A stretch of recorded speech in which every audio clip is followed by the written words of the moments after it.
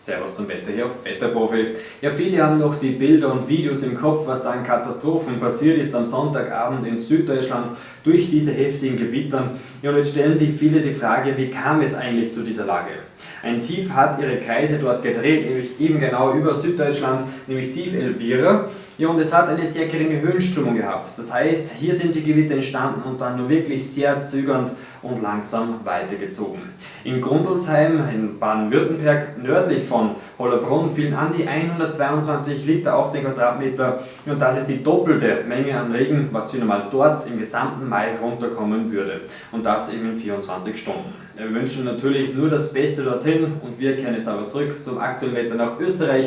Ja, und jetzt gibt es einen Mix aus Sonnenschein und Wolken heute Nachmittag. Dazu gehen immer wieder mal kräftige Regenschauer und Gewitter nieder. Diese können vor allem hier Richtung Nordosten kräftig ausfallen. Es kann zu kleinräumigen Überflutungen kommen, sowie auch Murnabgänge. Und diese Warnung gilt auch in den kommenden Tagen, denn der Boden ist schon richtig vollgesogen vom Regen. Ja, und die sonnigen Abschnitte gibt es hier im Süden des Landes. Hier wird es auch am wärmsten mit bis zu 25 Grad verbreitet, sonst 20 bis 24 Grad. Ja, wir kopieren das Wetter dann auf den morgigen Mittwoch. Es bleibt dabei viele Wolken, dann mal wieder etwas Sonne dazu, viele Regenschauer und Gewitter. Am freundlichsten wird es erneut hier im Südosten des Landes. Ja, und ansonsten bleibt es meist trüb, kühl, bei 17 bis 21, 22 Grad im Westen, Richtung 25 Grad gibt es im Südosten des Landes. Ja, wie gesagt, das Wetter bleibt auch in den kommenden Tagen so. Mehr Wetter wie immer auf wetterprofi.at oder auch auf unserer Facebook-Seite.